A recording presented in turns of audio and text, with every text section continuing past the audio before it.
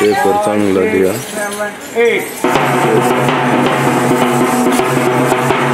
Paper चांगला एकदम proper.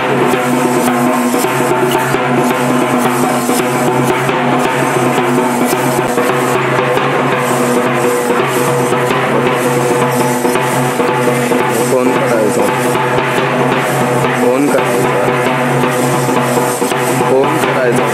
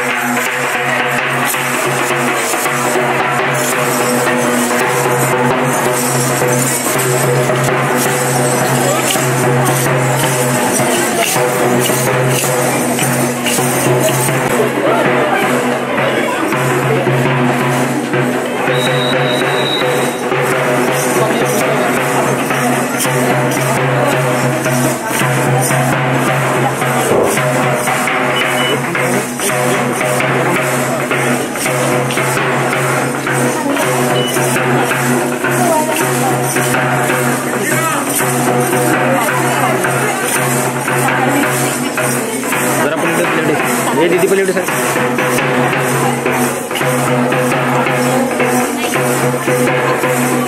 ये दीदी पलीड सर, पलीड सर.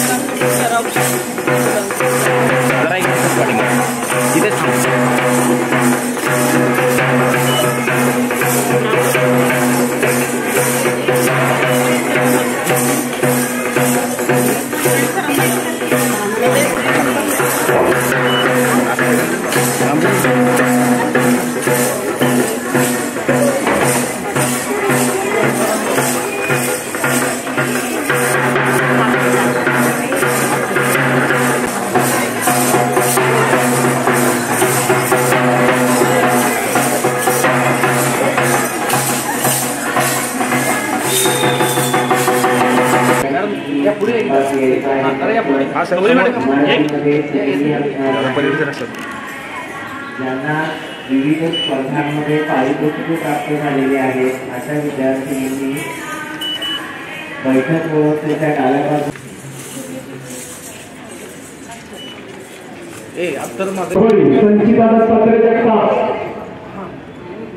संचिता दत्तात्रय जगताप वाणिज्य विभाग आहे.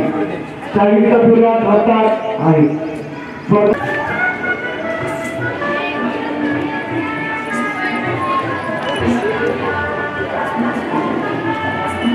पाहुण्यांचं जोरदार टाळ्यांच्या गजरात परत करूया. अगदी सगळ्या सुस्वागतम सुस्वागतम सुस्वागतम.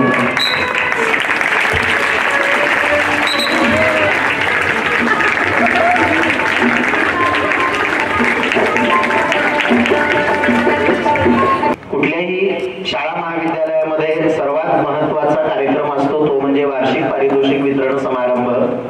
कारण वर्षभर विद्यार्थिनींनी ज्या विविध स्पर्धांमध्ये सहभाग नोंदवलेला असतो, पारितोषिक प्राप्त केलेली असतात, ती पारितोषिक या दिवशी विद्यार्थिनींना मिळणार असतात.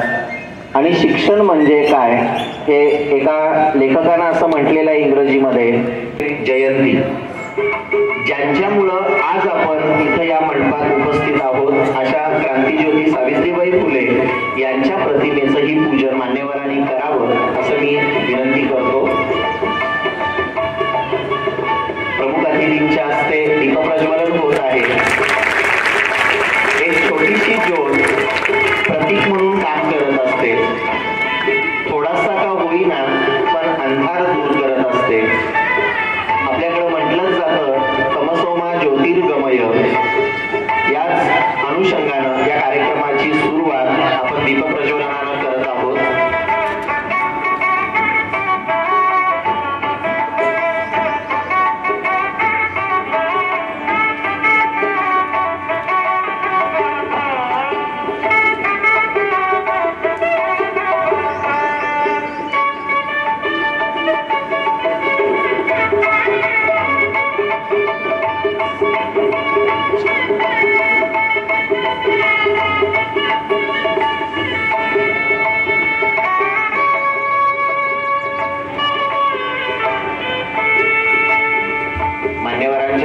प्रतिमांचं पूजन होत आहे.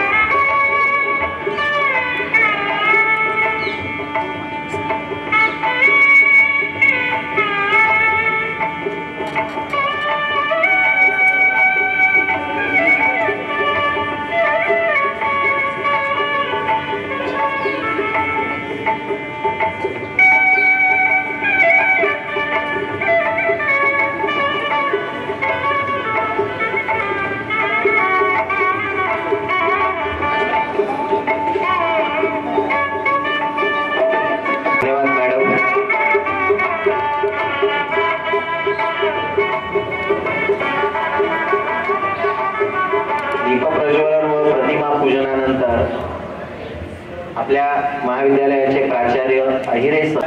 वार्षिक पारितोषिक वितरण समारंभ. या समारंभाचे प्रमुख अतिथी सौभाग्यवती वर्षा चापोरकर मॅडम, महाविद्यालयाचे उपप्राचार्य देसाई सर, पर्यवेक्षक वेवडे सर, कार्याध्यक्ष कुलकर्णी सर, विदार मॅडम, त्याचप्रमाणे पाटील मॅडम आणि आपले क्रीडा विभाग प्रमुख हुलवान सर, त्याचप्रमाणे विद्यार्थिनी प्रतिनिधी दीक्षा पवार, आशिया कागदी, धीरज पुरोहित आणि आपण सर्व आणि सर्व सहकारी बंधू भगिनी. महाविद्यालयाची प्रगती ही उत्तरोत्तर वाढत चाललेली आहे. याचा प्रत्यय आपल्याला अहवालातून येणारच आहे. आजचं विशेष म्हणजे आज सावित्रीबाई फुले यांचा जन्मदिन. याला बालिका दिन म्हणून पण साजरा केला जात असतो. सावित्रीबाई फुले समाज सुधारक, शिक्षण तज्ञ, कवयित्री आणि भारतातील पहिल्या महिला शिक्षिका म्हणून ओळखल्या गेलेल्या आहेत. भारतातील महिलांचा अधिकार सुधारण्याची महत्त्वाची भूमिका बजावली. त्यांना भारतीय स्त्रीवादाची जननी मानलं जाते.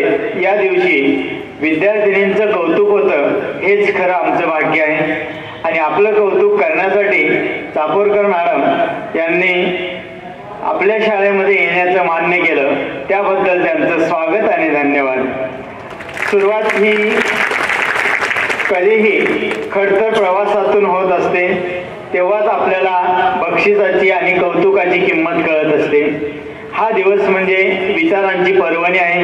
असेच विचार आपल्याला चापोरकर मॅडम यांच्याकडनं यांच्या मनोगतातून व्यक्त होतील, त्याचा विद्यार्थिनींनी लाभ घ्यावा. या महाविद्यालयामध्ये वेगवेगळे उपक्रम सतत होत असतात. त्याच्यातूनच विद्यार्थिनी घडवण्याचा प्रयत्न महाविद्यालयाचा आहे. ग्रामीण भागातील येणाऱ्या मुली या महाविद्यालयामध्ये शिक्षण घेत असतात. या महाविद्यालयाच्या वैशिष्ट्याची बाब जर सांगायचं झालं तर या ठिकाणचे शिक्षक आणि विद्यार्थिनी यांच्यामध्ये असणारं जे काही नातं आहे हे अतिशय पवित्र आणि सहकार्याच्या भावनेचं आहे. कारण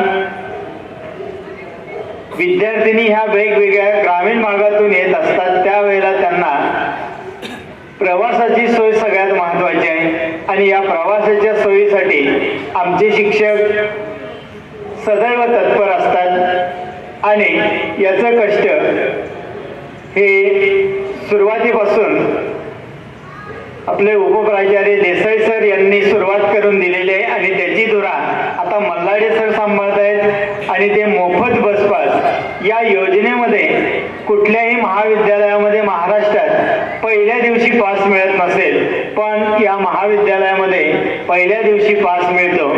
आणि 3 महिन्याचा पास संपल्यानंतर लगेचच त्याच्या आधीच विद्यार्थिनींना पास मिळतो. म्हणजे विद्यार्थिनींचा वेळही जात नाही आणि त्या ठिकाणी बस स्टँडवरती असणारे जे काही वेगवेगळे प्रकार आपल्याला बघायला मिळतात ते त्याच्यातून मुली वाचत असतात. हा एक खास वैशिष्ट्य या महाविद्यालयाचं आहे. यासाठी सर्व शिक्षक यांचं सहकार्य हे लाभत असतं. याचबरोबर या महाविद्यालयाच्या विद्यार्थिनींच्या बाबतीत बरेचसे काही प्रसंग आलेले आहेत. एखाद्या वेळेला एखादी विद्यार्थिनी जर आजारी पडली तर तिला प्रथम दवाखान्यात नेलं जातं आणि तिथून त्यांना त्यांच्या पालकांना बोलवून त्यांच्या घरापर्यंत पोहोचवलं जात असतं आणि याच पद्धतीने जर तिची आर्थिक परिस्थिती बेतायची असेल तर सर्व शिक्षक त्यांना आर्थिक मदतही करतील. हे एक महत्त्वाचं आहे आणि हीच भावना, हीच आत्मीयता विद्यार्थिनींमध्ये सुद्धा आहे, शिक्षकांमध्ये सुद्धा आहे. शाळेवरची निष्ठा या सर्व सहभागातून हा एक शालेय कामकाज हा अतिशय उत्कृष्ट पद्धतीने चालत असतो आणि विद्यार्थिनी घडवण्यासाठी सर्व शिक्षक बंधू भगिनी हे बाह्य ज्या काही स्पर्धा असतात त्याच्यामध्ये विद्यार्थिनींना निबंध, वक्तृत्व, मेहंदी, पाककला अशा वेगवेगळ्या उपक्रमातून विद्यार्थिनी घडवत असतात. आणि आज खरं तर आपल्याला या ठिकाणी चापोरकर मॅडमचं जे काही भावना असतील आपल्याबद्दलच्या आणि त्यांनी वेगवेगळ्या ठिकाणी घेतलेल्या अनुभवाची, कारण अनुभव हे सर्वश्रेष्ठ असतात आणि त्या अनुभवातूनच आपल्याला मार्गदर्शन करतील आणि त्याचा लाभ विद्यार्थिनी नक्कीच घेतील. कारण आज सावित्रीबाई फुले यांची जयंती आहे. त्या जयंतीचा मान राखून विद्यार्थिनींनी या आजच्या व्याख्यान हे कायमस्वरूपी तुमच्या संसारापर्यंत, अंतापर्यंत तुम्हाला नक्कीच लक्षात राहील. प्रथम सर्वांचं पुनश्च एकदा या ठिकाणी मी स्वागत करतो आणि माझं प्रास्ताविक थांबवतो. धन्यवाद सर.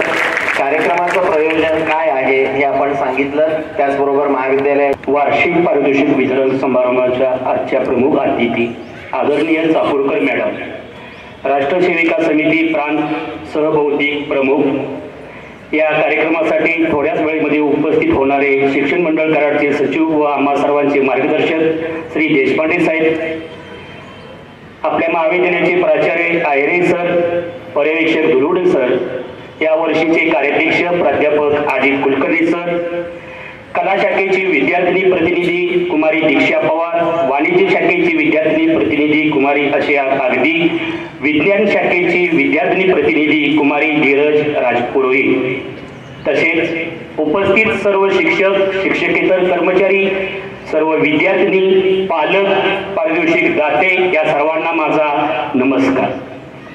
आज मी टिळक हायस्कूल व कनिष्ठ महाविद्यालयाच्या शैक्षणिक वर्ष 2023-24 या वर्षातील वार्षिक अहवाल सादर करीत आहोत.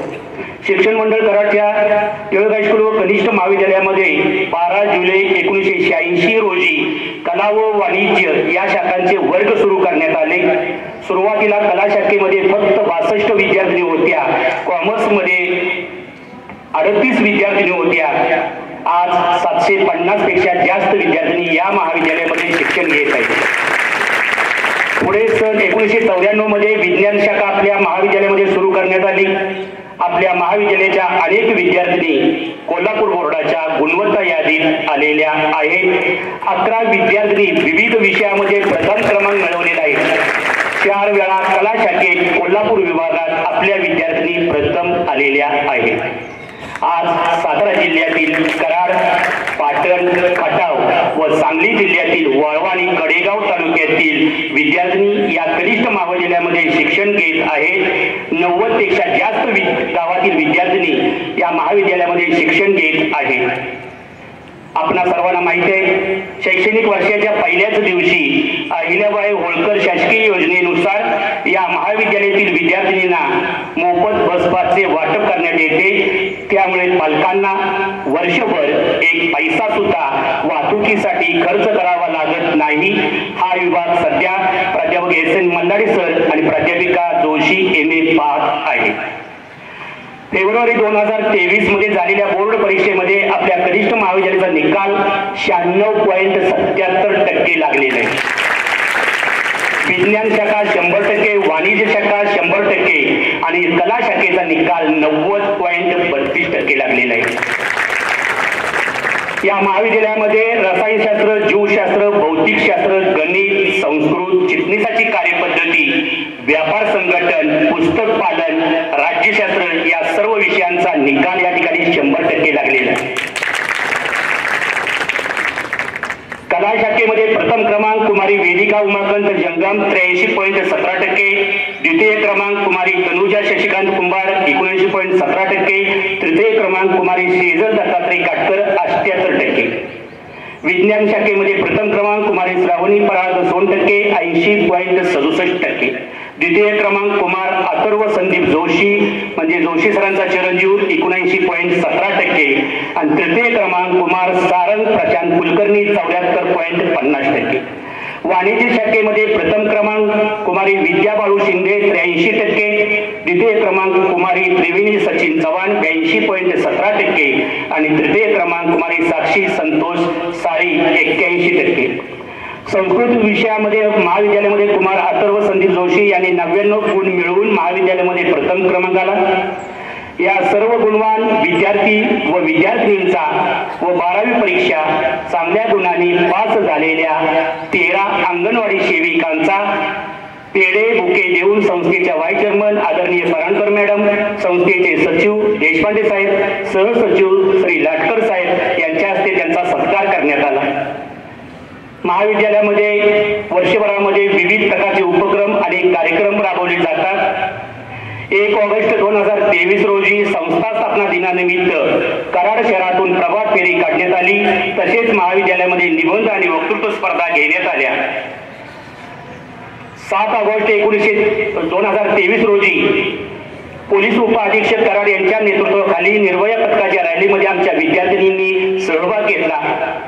3 ऑक्टोबर 2023 रोजी तिसरे विद्यार्थिनी साहित्य संमेलन संपन्न झाले. प्रथम सत्रामध्ये प्रमुख अतिथी आदरणीय श्रीमती शालन देशमाने मॅडम, दुसऱ्या सत्रामध्ये प्रमुख अतिथी प्राचार्य विश्रांती कदम या होत्या. या साहित्य संमेलनामध्ये संस्थेच्या वतीने महाविद्यालयीन गटामध्ये आपल्या महाविद्यालयास प्रथम क्रमांक मिळालेला आहे. तसेच विद्यार्थिनी वाचक पुरस्कार कुमारी वृंदा जोशी 12वी कला, कुमारी वंदना देशमुख 12वी विज्ञान यांना, तसेच आपले प्राध्यापक एम कोडुली सर यांना वाचक पुरस्कार मिळालेला आहे. यांचं या ठिकाणी अभिनंदन. 19 ऑक्टोबर 2023 ते 21 ऑक्टोबर 2023 या कालावधीमध्ये सालावाद प्रमाणे शारदोत्सव साजरा करण्यात आला. डॉक्टर वसंत मेघना मूर्ती यांचे विद्यार्थिनीसाठी खास व्याख्यान आयोजित केले. देवी गीत गायन स्पर्धा, रांगोळी स्पर्धा, मेहंदी स्पर्धा, घोषवाक्य स्पर्धा, हळदी कुंकू इत्यादी कार्यक्रमाचे आयोजन करण्यात आले. 22 डिसेंबर व 23 डिसेंबर 2023 या 2 दिवशी कराड, वाई, महाबळेश्वर, महाड, रायगड, हरिहरेश्वर या ठिकाणी शैक्षणिक सहलीचे नियोजन करण्यात आले. या सहलीसाठी प्राध्यापक एस कुलकर्णी व प्राध्यापिका एम मल्लापूर मॅडम यांनी विशेष परिश्रम घेतले. दिनांक 30 डिसेंबर 2023 रोजी महाविद्यालयामध्ये फूड फेस्टिवल साजरा करण्यात आला. या कार्यक्रमाचे नियोजन प्राध्यापिका एस पाटील मॅडम यांनी केले.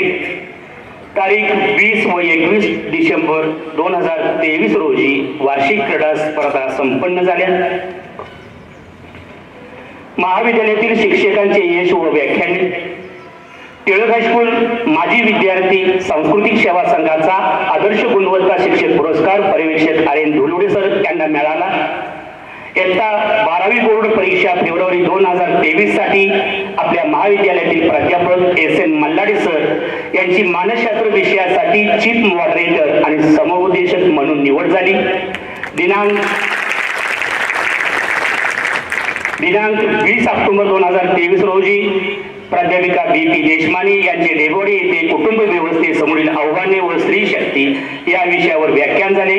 तसेच दिनांक 19 डिसेंबर 2023 रोजी टिळक हायस्कूल व कनिष्ठ महाविद्यालय इथं छत्रपती शिवाजी महाराज व त्यांचे गुरु रामदास स्वामी या विषयावर त्यांचे व्याख्यान झाले.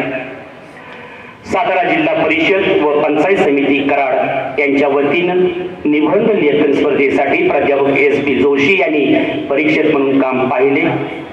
18 ऑक्टोबर 2023 रोजी स्वर्गीय सेठ रामविलास किसनलाल लाहोटी कन्या प्रशालेमध्ये शारदोत्सव कार्यक्रमात जाहिरात सादरीकरण स्पर्धेसाठी प्राध्यापिका एस एम बिदार यांनी परीक्षक म्हणून काम पाहिले.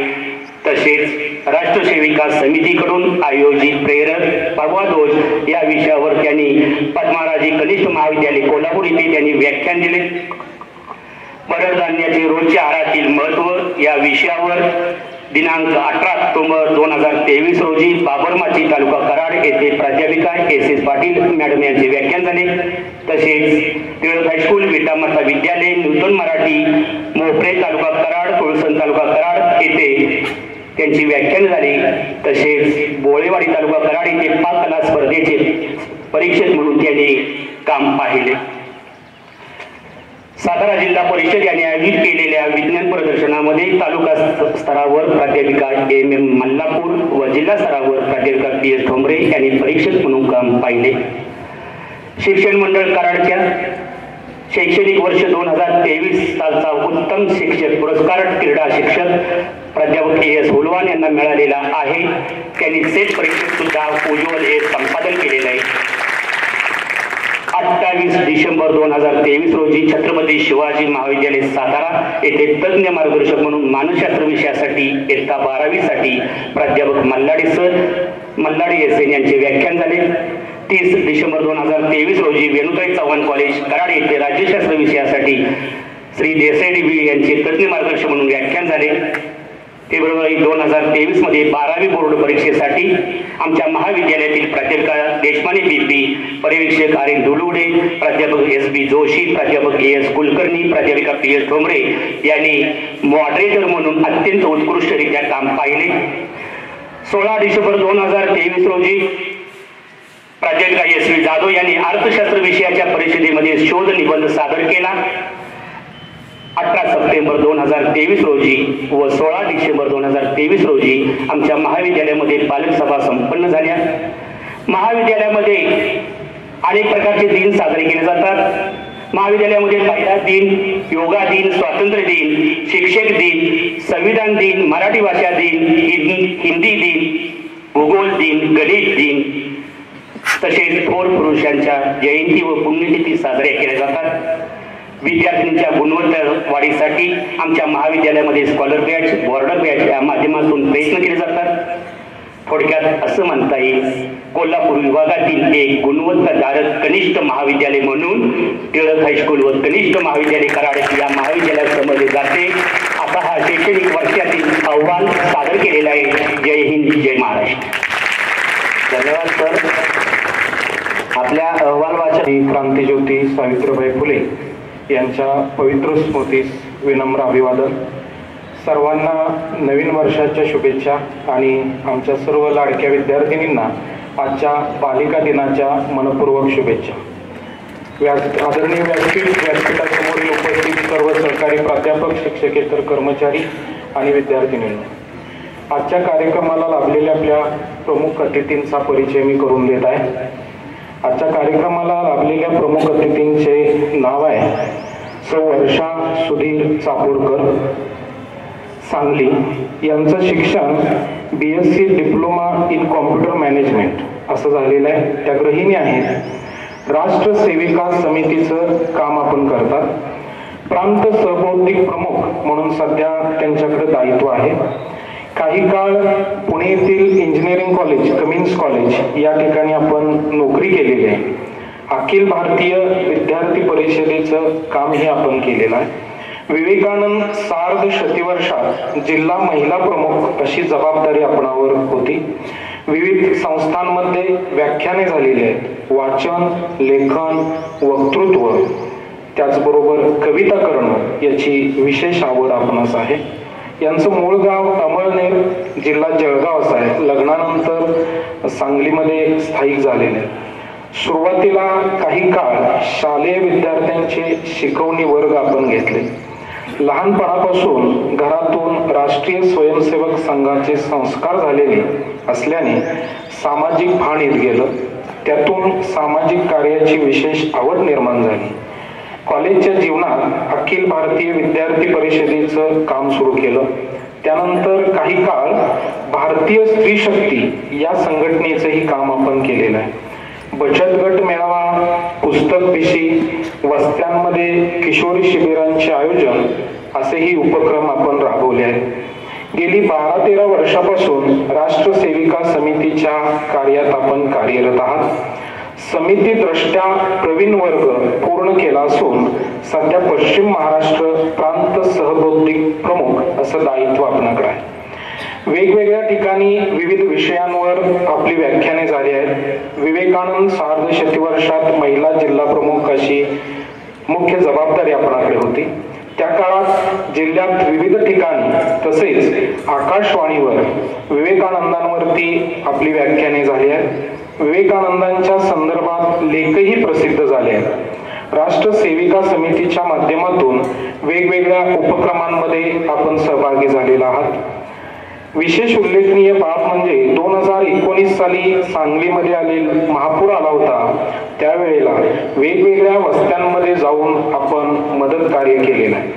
समितीच्या माध्यमातून हस्तलिखित स्पर्धेचं आयोजन केलं जातं. त्यामध्ये सांगली जिल्ह्याच्या हस्तलिखिताची संयोजिका अशी जबाबदारी आपण निभावत आहात. वाचन, लेखन, कविता करणे अशी विशेष आवड आपणास आहे. आम्ही आमचं भाग्य समजतो की आजच्या या विशेष दिनी सावित्रीबाई फुले जयंती बालिका दिन आजच्या या विशेष दिनी आपलं मार्गदर्शन आमच्या विद्यार्थिनींना लाभलेलं आहे. त्याबद्दल परत एकदा आपणा सर्वांच्या वतीनं मी मॅडमने आमचं निमंत्रण स्वीकारले याबद्दल स्वागत करतो आणि आमचा परिचय थांबवतो. धन्यवाद.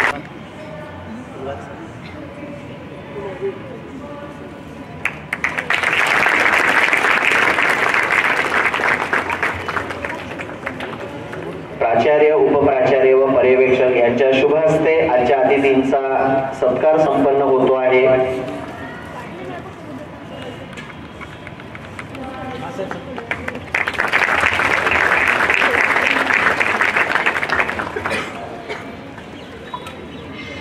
माननीय पर्यवेक्षक शिक्षण मंडळाची शताब्दी दैनंदिनी देऊन त्यांचं स्वागत करताय. धन्यवाद सर. धन्यवाद मॅडम. या सत्कारानंतर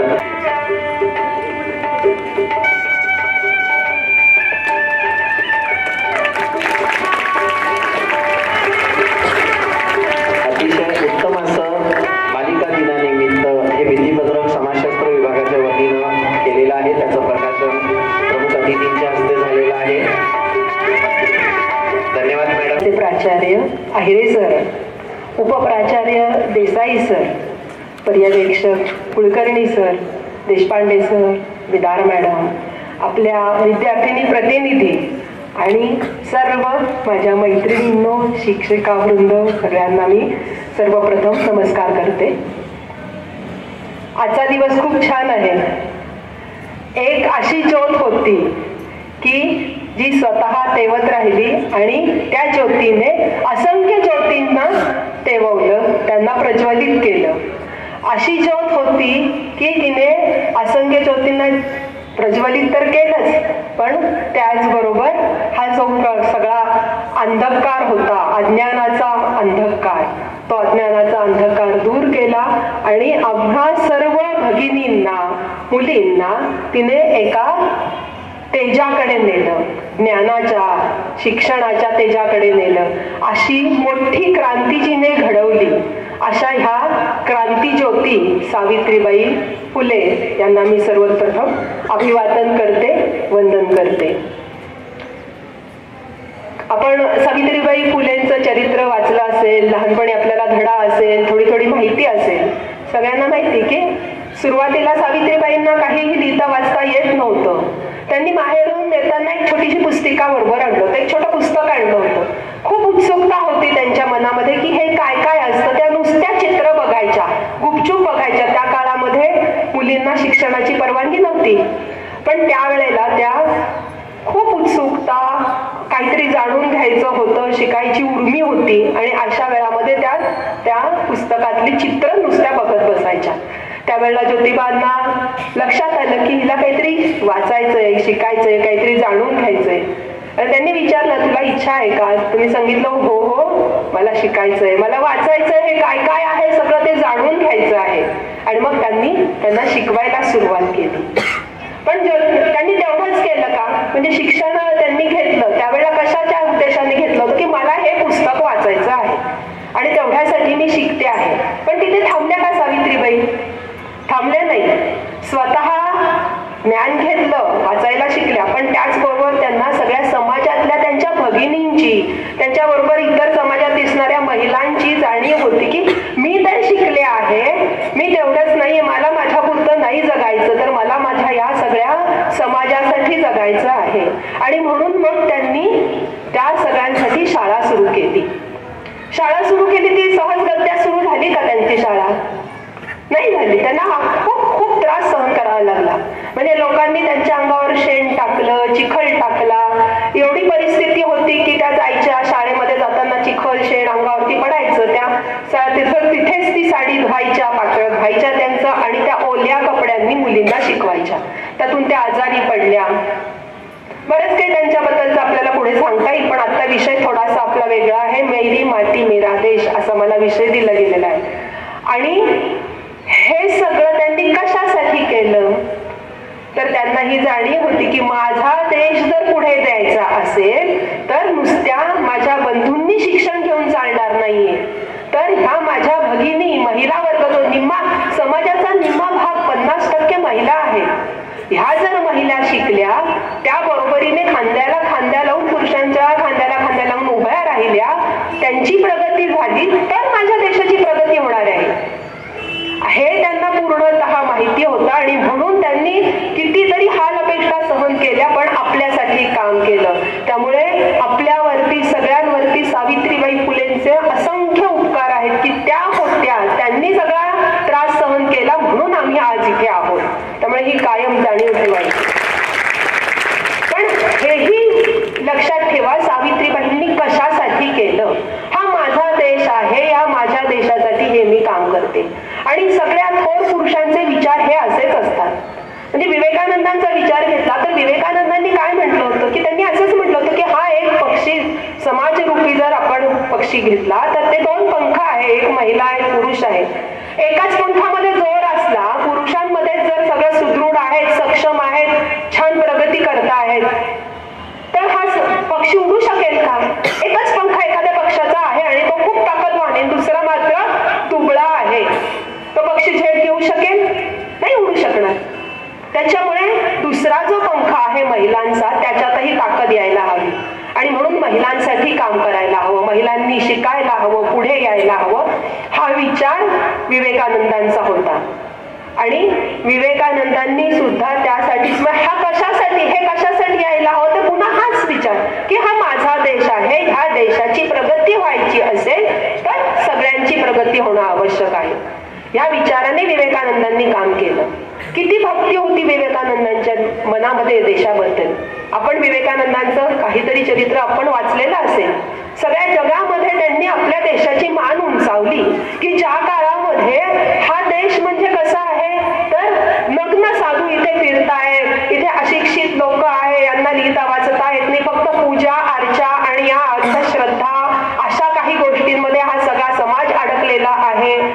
अशा प्रकारची प्रतिमा त्या इंग्रज लोकांनी आपली जगामध्ये केलेली होती. आणि ही प्रतिमा पुसून टाकण्याचं आणि पुन्हा मानाने, अभिमानाने मान उंचावून जगण्याचं सामर्थ्य दिलं ते विवेकानंदांनी. तर असे ह्या विवेकानंदांचं कार्य होतं. ते 4 वर्ष भारतामध्ये त्यांनी ज्ञान मिळवलं, सगळं काही झालं, आणि मग नंतर ते आपल्या देशाचा, धर्माचा प्रचार करण्यासाठी म्हणून त्या सर्व धर्म परिषदेमध्ये गेले आपली बाजू मांडायसाठी. त्यानंतर ते 4 वर्ष विवेकानंद राहिले. मग फक्त अमेरिकेत नव्हते, अमेरिका, इंग्लंड, जर्मन अनेक देशांमधनं ते फिरले, जपान, बऱ्याच देशांमधनं विवेकानंद फिरले. आणि 4 वर्षांनंतर ज्या वेळेला ते परत यायला निघाले, त्यांचा खूप शिष्यगण तिथे तयार झाला. परत यायला ज्या वेळेला निघाले त्यावेळेला तिथल्या एका शिष्याने त्यांना विचारलं की स्वामीजी, तुम्ही इतकी वर्ष, गेली 4 वर्ष तुम्ही या वैभव संपन्न देशात राहता आहात, सुखसोयींनी सगळा युक्त असा हा देश आहे, इथे तुम्ही राहता आहात, आणि आता 4 वर्षांनंतर तुम्ही परत भारतात जाणार आहात, त्यावेळेला तुमच्या भावना काय असतील, तिथे तुम्हाला गेल्यावरती काय वाटेल? विवेकानंद म्हणाले की मला काय वाटेल खरं सांगू, मी माझ्या मातृभूमीत जातोय. इतकी वर्ष मी माझ्या देशावरचं नितांत प्रेम करत होतो, पण आता तिथली प्रत्येक धुळीचा कण अनकण मला पवित्र वाटणार आहे.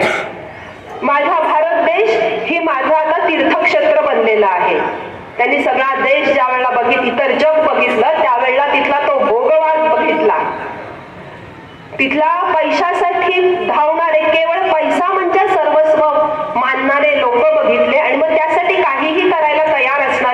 बघितले. आणि मग त्यावेळेला त्यांना जाणवलं की माझा देश जी त्यागभूमी आहे, त्यागाचं महत्व सांगते, इतरांचं, प्रत्येक माणसामध्ये परमेश्वराचा वास आहे अशी शिकवण जी देते, अशी संस्कृती जिथे आहे असा तो माझा देश आहे. आणि त्यामुळे त्यांना आणखीन त्यांच्या भावना उचंबळून आल्या आणि ते म्हणाले की नाही नाही, मी पूर्वी तर माझ्या देशावरती प्रेम करत होतो, नितांत प्रेम होतं माझ्या देशावरती माझं, पण आता त्याचा धुळीचा कण अनकण मला पवित्र वाटणार आहे. आणि त्याच पद्धतीने त्यावेळेला ते परदेशातनं अमेरिकेतनं आले परत आणि त्यांनी रामेश्वरला पाय ठेवला. मग जहाजातून उतरले, रामेश्वरच्या भूमीवरती पाय ठेवला.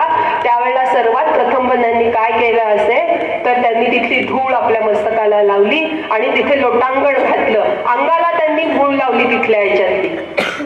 कारण इथली माती इतकी पवित्र आहे, या मातीमध्ये ही ताकद आहे. लोकांनी विचारलं की का हो स्वामीजी असं का करताय तुम्ही? त्यावेळेला त्यांनी सांगितलं की मी सगळीकडे बघून आलो, तिथला भोग बघितला, भोगवाद बघितला आणि मग मला माझ्या देशातलं आणखीन महात्म्य कळलेलं आहे. ही भूमी किती पवित्र आहे, इथली माती किती पवित्र आहे हे मला कळलं आणि म्हणून मी हे करतो आहे की मी तिथनं जे काही माझं त्या तिथल्या विचारांनी, तिथल्या सहवासाने जे काही मलिन झालं होतं माझं अंग, ते मी ह्या पवित्र मातीने स्वच्छ करतो आहे. ही एवढी महान माती आहे आमच्या भारतभूमीची. त्यावेळेला मग सगळ्या लोकांनी जय जयकार केला, त्यांनी सगळ्यांनी सुद्धा आपल्या मस्तकाला इथली माती लावली. अनेक क्रांतिकारक आपण बघितले असतील की त्यांना ज्या ज्या वेळेला अटक झालेली असेल इंग्रजांच्या विरोधात लढत असताना, त्या त्यावेळेला कितीतरी क्रांतिकारकांनी मातीची मुठभर माती आपल्या बरोबर घेऊन गेलेले होते. फासावर लटकण्याच्या आधी त्यांनी आपल्या मस्तकाला त्या माती धारण केलेली होती, तिला नमन केलेलं होतं. त्यामुळे हे महात्म्य ह्या आमच्या इथल्या मातीचं आहे, एवढी पवित्र ही माती आहे. आपल्याला खूप वेळा आम्ही असताना, आता माझा परिचय करून दिला की विद्यार्थी परिषदेचं मी काम करत होते, त्यावेळेला आम्ही असा घोषणा द्यायचो की मद्रास हो, त्याला चेन्नई म्हणत नव्हतो, मद्रास हो या गुवाहाटी अपना देश अपनी मिट्टी, दिल्ली हो या साबरमती अपना देश अपनी माती. म्हणजे काय? ही माती म्हणजे माझा देश आहे. माती हे प्रतीक आहे. मध्यंतरी एक मोठं अभियान राबवलं गेलेलं होतं, मेरी माती मेरा देश. मुठभर माती घ्यायची. संबंध देशातल्या महाविद्यालयांमधनं ती प्रतिज्ञा घेतली गेलेली होती की एक मुठभर माती तुम्ही हातामध्ये घ्या आणि प्रतिज्ञा करा. 31 ऑक्टोबरला हा उपक्रम सगळ्या याच्यामध्ये राबवला गेलेला होता की मुठभर माती हातात घ्या आणि एकात्मतेची प्रतिज्ञा घ्या. माझ्या देशावरती माझं प्रेम आहे. ही माती आपण प्रतिज्ञा, शपथ कोणाची घेत असतो? जे मला अतिशय प्रिय आहे त्या व्यक्तीची. आई शपथ, आपण पटकन काय म्हणतो? आईची शपथ. म्हणजे काय? आई ही माझ्या सगळ्यात जवळची व्यक्ती आहे आणि मग मी तिची शपथ घेत असते. त्यामुळे मला जी सगळ्यात पवित्र वाटते, जी सगळ्यात माझ्या जवळची आहे, अशी काय आहे? ती माती आहे. आणि म्हणून मग त्यावेळेला आपण त्या अभियानामध्ये हातामध्ये मुठभर माती घेतलेली होती आणि आपण एकात्मतेची प्रतिज्ञा घेतलेली होती. पण ही माती म्हणजे काय आहे? हे प्रतीक आहे. कशाचं प्रतीक आहे? हे माझ्या देशाचं प्रतीक आहे. आता देश म्हणजे काय आहे? आपल्याला प्रश्न पडतो का प्रश्न आपल्याला की हा देश म्हणजे काय आहे? मग इथल्या नद्या आहेत, देशामध्ये काय आहे? शेती आहे, नद्या आहेत, नाले आहेत, डोंगर आहेत, पर्वत आहेत, माणसं आहेत, इमारती आहेत, सगळं सगळं काही आहे. पण एवढंच म्हणजे हा देश आहे का? नाही, एवढं नुसतं हा देश नाहीये. जर समजा आपण हा एक समाज किंवा एक देशाचा असा एक पुरुष मानला तर त्याच्यामधले हे सगळे त्याचे अवयव झाले. मग इथली जी संस्कृती आहे हा खरा देश आहे. माझा देश म्हणजे काय आहे? तर इथली संस्कृती माझी, हा देश आहे. तो आत्मा आहे त्या पुरुषाचा, शरीराचा तो आत्मा आहे, ही इथली संस्कृती. आता संस्कृती म्हणजे काय असा प्रश्न पडेल. माती म्हणजे काय? देश म्हणजे काय? संस्कृती म्हणजे काय? संस्कृतीचा आपण जर फोड केली, आता इथे मी मगाशी ऐकलं, खूप छान वाटलं मला ते सगळा इथला अहवाल ज्या वेळेला ऐकत होते त्यावेळेला की किती सुंदर, म्हणजे किती छान उपक्रम राबवले जात आहेत वगैरे. तर त्याच्यामधनं आपल्या याच्यात की काय आहे ही संस्कृती म्हणजे काय, त्याच्यात सांगितलं मगाशी की संस्कृत मध्ये सुद्धा आपल्या याच्यामध्ये विशेष प्रावीण्य वगैरे मिळवलेलं आहे. संस्कृती या शब्दाचा अर्थ म्हणजे काय? सम्यक कृती. योग्य चांगली कृती म्हणजे संस्कृती. आता एक छोटस उदाहरण तुम्हाला ते एक गोष्ट सांगते. आपल्याला बिस्मिल्ला खान माहिती आहे हो की नाही, की कुठल्याही कार्यक्रमाची सुरुवात बिस्मिल्ला खानांच्या शनाई वादनाने होते हो की नाही, की मग एक ते वादन सुरू झालं, तेवढी एक रेकॉर्ड लावली तरी सगळ्या वातावरणामध्ये पवित्र वेळ सुरू व्हायला लागतात, आपल्या मनात वेगळे छान पवित्र विचार यायला लागतात, वातावरण एकदम बदलतं. असे ते शहनाई वादक बिस्मिल्ला खान, त्यांची ही गोष्ट आहे, त्यांच्या जीवनातला एक प्रसंग आहे. त्यांचं वादन अमेरिकेत झालं, त्यांचा कार्यक्रम बघितला आणि मग तिथल्या लोकांना त्यांची किंमत कळली. आणि मग असे आता मौल्यवान हिरे जसे वेचून वेचून नेले, इंग्रजांनी नेले, तसे हे नुसते हिरे म्हणजे हे व्यक्तिरूपी पण हिरेच आहेत, लपले रत्न आहेत ही. मग असे रत्न आपल्याकडे असायला हवं असं प्रत्येक देशाला वाटत असतं. तसं अमेरिकेने त्यांना सांगितलं की त्यांना ऑफर दिली की तुम्ही अमेरिकेमध्ये स्थायिक व्हा, तुमची सगळी व्यवस्था आम्ही करतो, तुमचं राहण्याचं खाण्याचं पाण्याचं काय असेल, सगळ्या काय व्यवस्था असेल ते आम्ही इथे खूप उत्तम रीतीने करू, का तुम्ही भारतात राहताय. तर ते म्हणले की नाही हो, मला शक्य नाही. नाही, काय अडचण काय आहे, तुमचा परिवार म्हणजे मी एकटा नाहीये हो. त्यांनी सांगितलं तुमचा परिवार आहे ना, सगळ्यांना घेऊन येऊया ना आपण. म्हणले नाही नाही हो, म्हणजे तुम्हाला ते शक्य होणार नाही.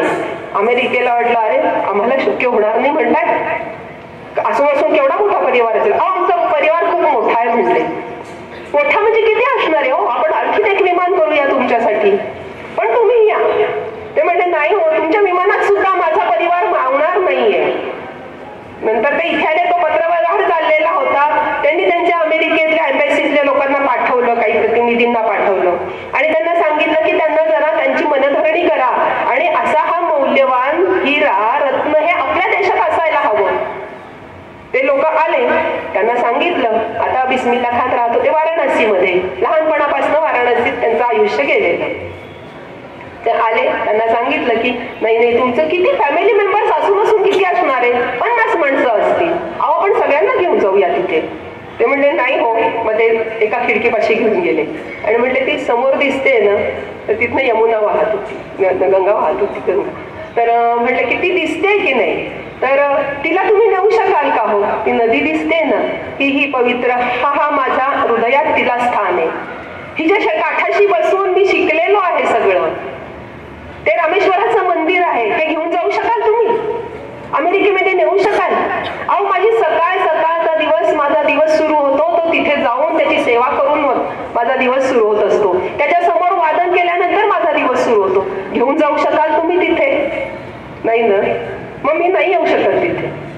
मग ही जी कृती आहे, ही जी भक्ती आहे, ती सम्यक कृती. यामध्ये कुठल्याही धर्माचा, पंथाचा, जातीचा संबंध नाहीये. हा भाव, माझी माती, हा माझा देश, हा जो भाव आहे तो बिस्मिल्ला खान यांच्या मनामध्ये होता. आणि म्हणून मग असे रत्न आपल्या देशामध्ये. या थोरा मोठ्या पुरुषांची आपण नुसती चरित्र वाचायची का, नुसतेच आठवणी काढायच्या का, करमणूक म्हणून नाही करायचं आपण. ते मी माझ्याशी रिलेट करून पाहायचं, मला लावून बघायचं, अरे माझं वागणूक कशी आहे का, माझ्यात किती 1/1000 जरी आला ना थोडासा त्यांच्या याच्यातला भाग माझ्या जीवनामध्ये, तरी मी धन्य झाले.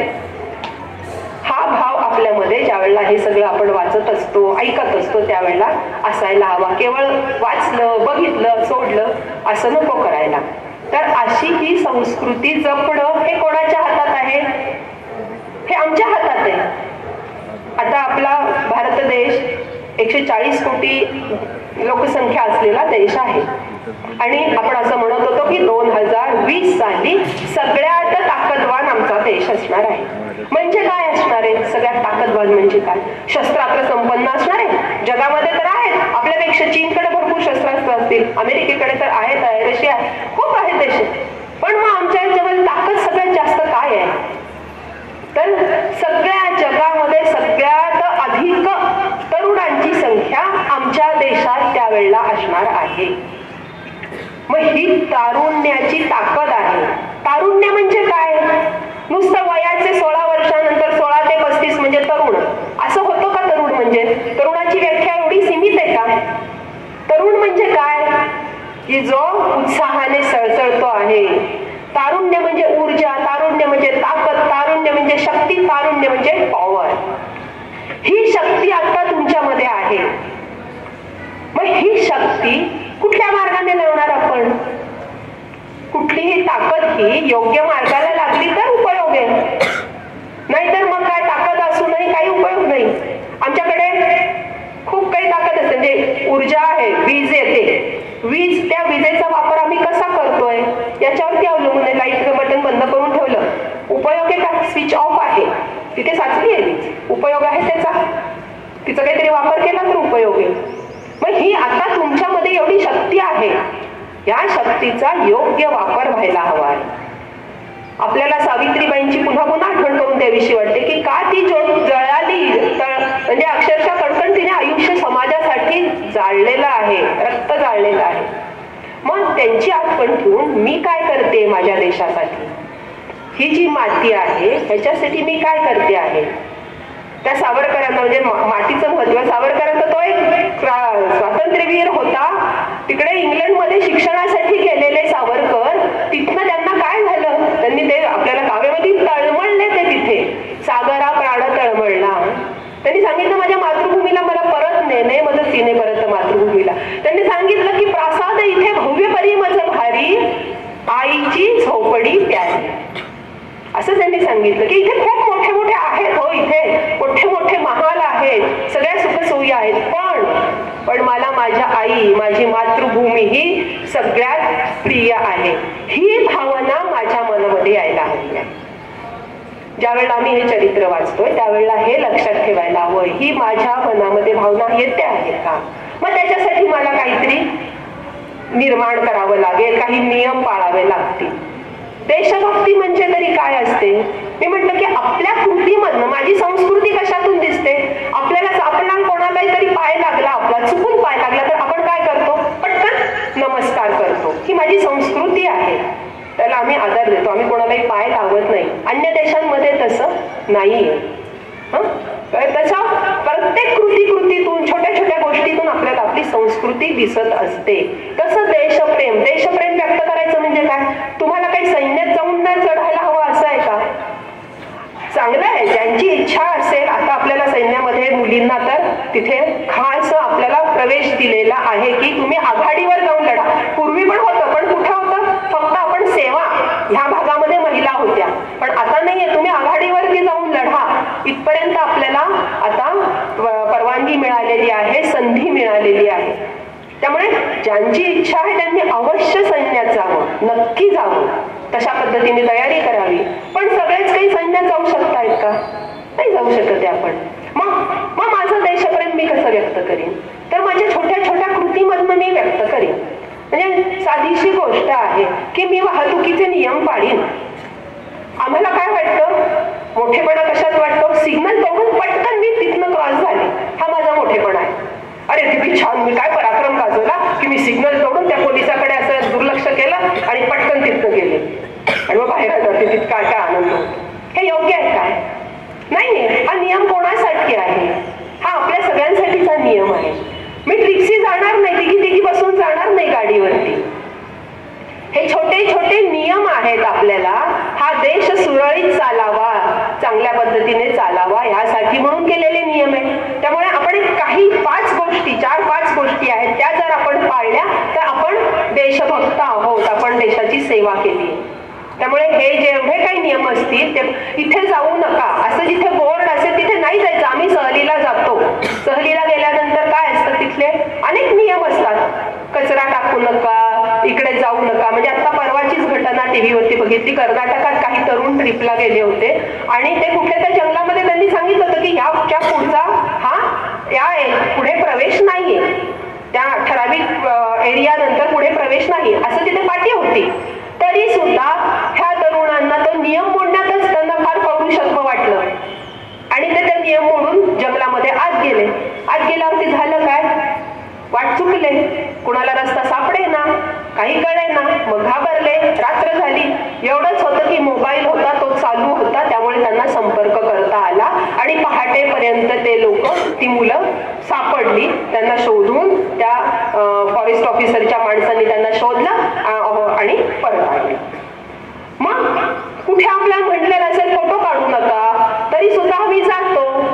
हे योग्य आहे का? जे जे नियम असतील ते मी कटाक्षाने पाळील, ही माझी देशभक्ती आहे.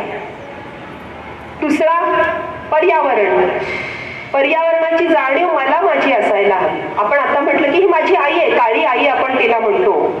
मग ही जी माती आहे, हा माझा देश आहे, ही आई आहे. मग तरीही मी प्लास्टिकचा वापर करणार का? प्लास्टिकचा वापर केल्यानंतर माझ्या आईला मी असं घाणेरडा घास भरवते का कधी? नासकं कुचकं खाऊ घालते का कधी माझ्या आईला? नाही घालणार कधी. आपण आपल्या आईच्या मुखामध्ये असा घास भरवू का कधी? नाही भरवणार की नाही. मग माझी ही काळी आई आहे ना, मग तिच्यामध्ये मी प्लास्टिक टाकू शकते का? म्हणून घालू शकते.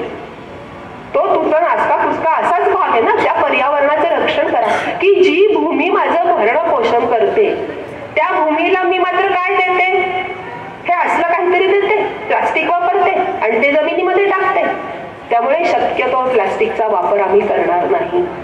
हा नियम पाळा. आपण आपल्याला नियम सांगितलेले आहेत, पण केव्हा होईल? ज्या वेळेला मी माझ्या मनाशी काहीतरी ठरवेल त्यावेळेला ते पाळले जातील.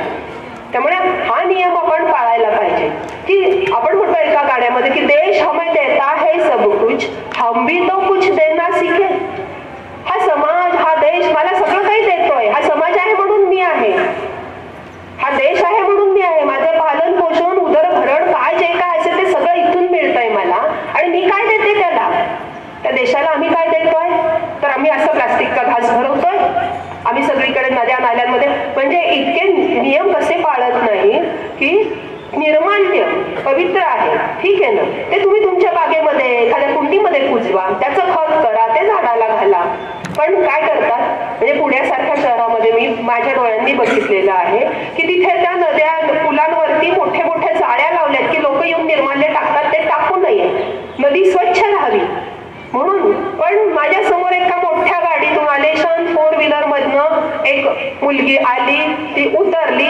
काहीतरी गणपतीचे दिवस नुकतेच झालेले होते, निर्माल्यांनी पिशवी भरलेली होती, उंच अशी ती जाळी होती की असं तर काही टाकता येणार नाही. तिने काय केलं? ती प्लास्टिकची पिशवी अशी गरगर फिरवली आणि असं करून टाकलं की ते नदीमध्ये गेलं. मग हे नियम का केलेले आहे? ते पाळा न. तेवढी जाळी लावलेली आहे, टाकू नका म्हणून बोर्ड आहे. तर मी माझ्या पद्धतीने, म्हणजे निदान माझ्या पुरती तरी मी कुठल्याही प्रकारचं पर्यावरणावरला हानी होईल अशी कृती करणार नाही. ही झाली सम्यक कृती, ही झाली संस्कृती. या छोट्या छोट्या गोष्टींमधनं आपल्याला लक्षात येत असतं की काय मी करू शकते. तिसरी गोष्ट काय की मी तंदुरुस्त असायला हवी. मला माझ्या देशासाठी काही काम करायचं असेल तर मी तंदुरुस्त असायला हवी. त्यामुळे मी माझ्यावरती काम करेल की मी पूर्णतः सुदृढ असेल. आपण आता यावर्षी जिजाबाईंची 350वी पुण्यतिथी आहे यावर्षी. ते सबंध वर्ष आपण 350वी पुण्यवर्ष म्हणून सगळीकडे साजरं करतो आहोत. राजमाता जिजाबाई त्यांच्या याच्यामध्ये आयुष्यात काही प्रसंग, आपल्याला सगळ्यांना माहिती की त्या म्हणजे मातृत्वासाठी तर त्या आदर्श आहेतच आपल्या, पण त्याचबरोबर मातृत्व असं सहजगत्याने आदर्श होऊ शकत मातृत्वाचं. त्याच्यासाठी सगळ्या बाजूंनी आपण तयार असायला लागतं. मग माझं शरीर पण तितकंच तयार असायला हवं. मला सगळ्या गोष्टी यायला हव्या. म्हणजे ज्या वेळेला शिवाजी महाराज पन्हाळ्याच्या वेढ्यामध्ये अडकले होते, सिद्धीचोरने वेढा दिला, तिथे ते अडकले होते, त्यावेळेला त्यांना बरेच दिवस झाले बाहेर पडता येत नव्हतं. जिजाऊ त्यावेळेला राजगडावरती होत्या आणि बाकीचे वेगवेगळ्या इतर मराठे आपले सैन्य हे वेगवेगळ्या मोहिमांवरती होत्या. खूप वेळ झाला, बरेच दिवस जात होते, महाराजांना सोडवून आणता येत नाही. त्यावेळेला स्वतः जिजाऊबाई तयार झाल्या आणि म्हटल्या मी जाते त्याला शिवबाला सोडायला. नुसतंच त्यांनी म्हटलं का ते? म्हणजे नुसतं म्हणण्यासाठी नव्हतं, कारण स्वतः जिजाबाई लहानपणापासून त्यांना तलवारबाजी येत होती, घोडसवारी येत होती. नुसती आई म्हणून त्या आहेतच, पण ज्या वेळेला मला माझ्या मुलाला वाढवायचंय त्यावेळेला मी तेवढी सक्षम असायला हवी. त्यामुळे जिजाऊंना हे सगळं येत होतं आणि म्हणून त्या तसं म्हणू शकल्या. नुसत्या त्यांनी तरपोक्ती केली नाही मी जाते म्हणून, त्यांच्या मनगटात तेवढी ताकद होती, त्या तेवढ्या सक्षम होत्या आणि म्हणून त्या तसं. मग मी तशी कधी होईल? मला माझ्या दारापुढे वाहन असेल, ते वाहन चालवता येत आहे का? घोडसवारी ही सवय नाही होती, त्यावेळेचं वाहन घोडा होता, पण आता माझ्या दारासमोर असलेली गाडी मला चालवता येते का, त्याची दुरुस्ती करता येते का? गाडी चालवता येते आहे, पण मध्येच बंद पडली तर माझ्या मनगटात तेवढी ताकद आहे लोटून नेण्या इतकी? आपण काय करतो, गाडीसाठी वडिलांकडे हट्ट करतो, मला गाडी हवी, पण मध्येच ती बंद पडली तर आपण, बाबा माझी गाडी बंद पडली, येता का? लगेच त्यांना फोन करतो, दादा येतो का? किंवा मग रस्त्यावरती कोणाला तरी चाललेलं असं, ओ दादा जरा घेऊन जा ना, एवढी मदत करा ना. हे रिक्वेस्ट आपण त्यांना करतो. का आपण असं करतो?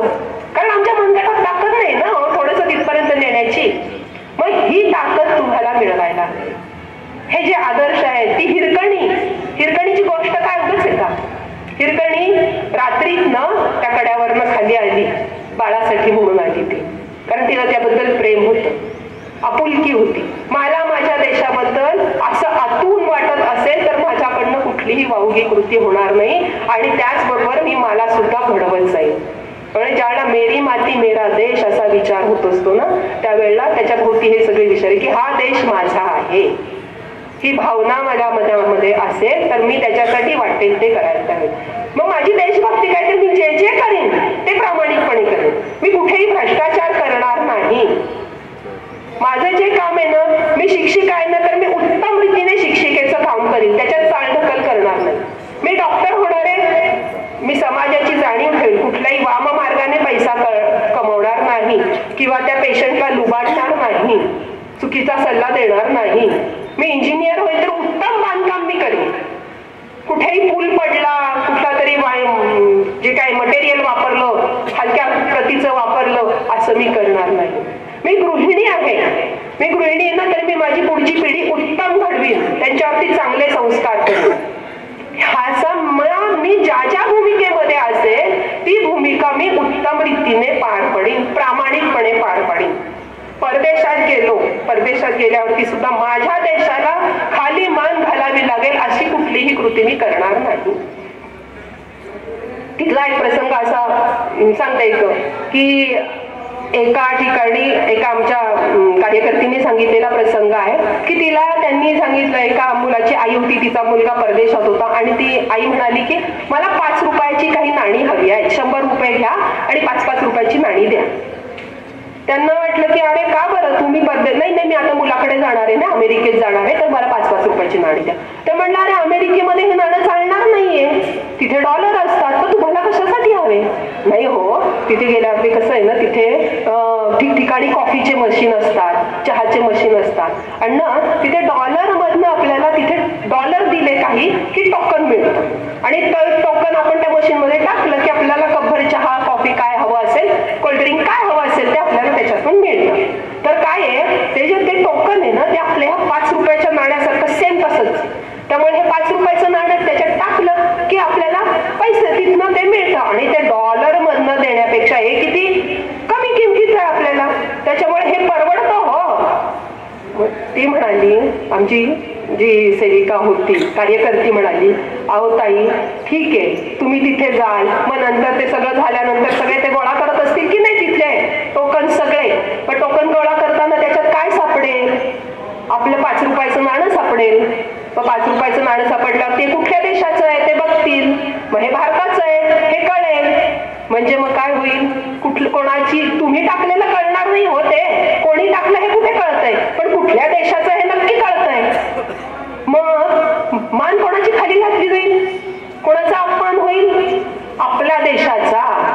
भारतातले लोक हे असे आहेत. मग मी जिथे जिथे जाईल तिथे तिथे माझ्या देशाकडे सन्मानाने बघितलं जाईल, अशा पद्धतीची माझी वागणूक असायला हवी. ही म्हणजे देशभक्ती झाली, ही म्हणजे या मातीची सेवा झाली. त्याच्यामुळे आपल्या प्रत्येक कृतीमध्ये आपण हा विचार करायला हवा, ही आमची संस्कृती जपायला हवी. आपली संस्कृती अनेक याच्यात, मी मगाशी एक उदाहरण दिलं की पटकन आपण नमस्कार करतो, वसुधैव कुटुंबकम असं आपण म्हणत असतो. आपण म्हणतो की जगा आणि जगू द्या, कोणावरती आपण आक्रमण करत नाही, तर आपण आपला देश चांगला ठेवतो आणि तुम्ही पण सुखाने नांदता, आम्ही पण सुखाने नांदतो, अशी आपली ही प्रवृत्ती आहे. आणि म्हणून ही संस्कृती वाचायला हवी आहे. जर हा जग वाचवायचं असेल तर आम्हाला ही आमची भारतीय संस्कृती टिकवायला हवी आहे. नाही तर मग आपापसात भांडून एकमेकांवरती आक्रमण करून होईल. आमची संस्कृती प्रत्येकात परमेश्वर बघण्याची आहे.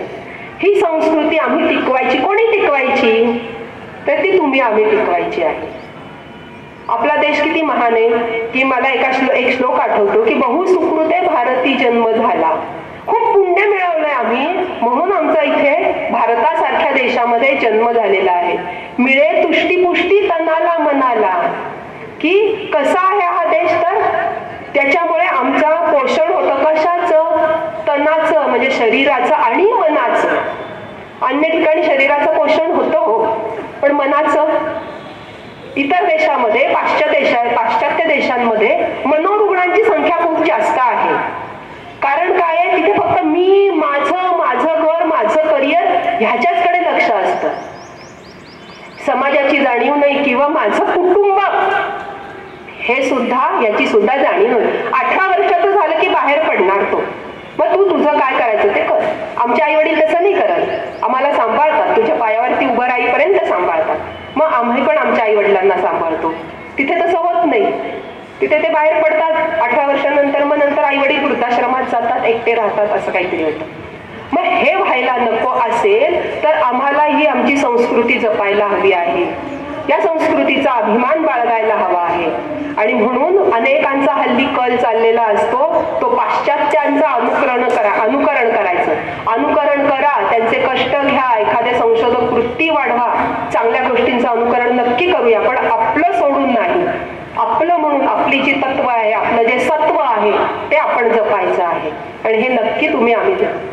तर अशी ही मनाला पण इथे पुष्टी मिळते आहे. इथलं अध्यात्म आहे ते जगाला मार्गदर्शक आहे. मिळे तुष्टी पुष्टी तनाला मनाला, प्रतिष्ठा जिची ध्यासहा रोम रोमी.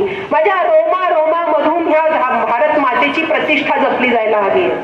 हा ध्यास मला हवा. माझ्या प्रत्येक कृतीतून ते दिसायला हवी आहे.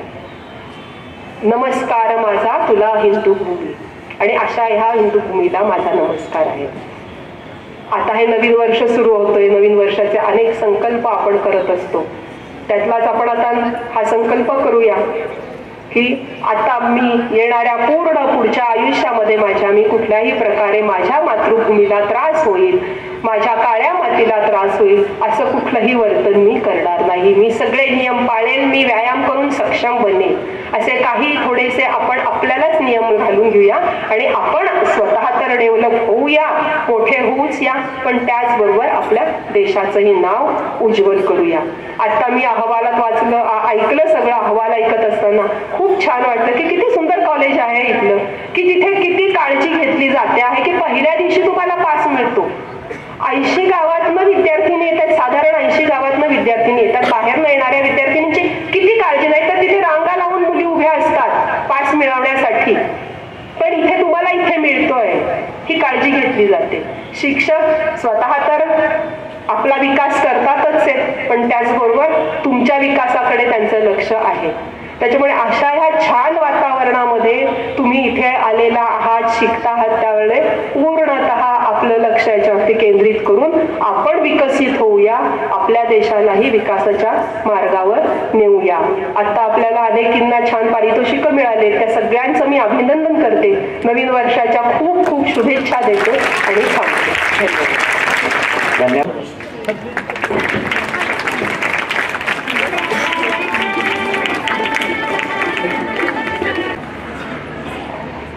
आजच्या कार्यक्रमासाठी प्रमुख अतिथी म्हणून उपस्थित राहिलेल्या माननीय सौभाग्यवती वर्षाताई चापूरकर, महाविद्यालयाचे प्राचार्य, उपप्राचार्य, पर्यवेक्षक, सर्व शिक्षक वर्ग आणि माझ्या छोट्या मैत्रिणींनो, खरं म्हणजे गॅदरिंग हा आनंदोत्सव म्हणून आपण साजरा करतो आणि त्यात माझ्यासारख्या एकदम त्रयस्थ माणसाने येऊन मार्गदर्शन वगैरे म्हटलं की थोडासा चेहऱ्यावरती प्रश्नचिन्ह तुमच्या मला दिसते.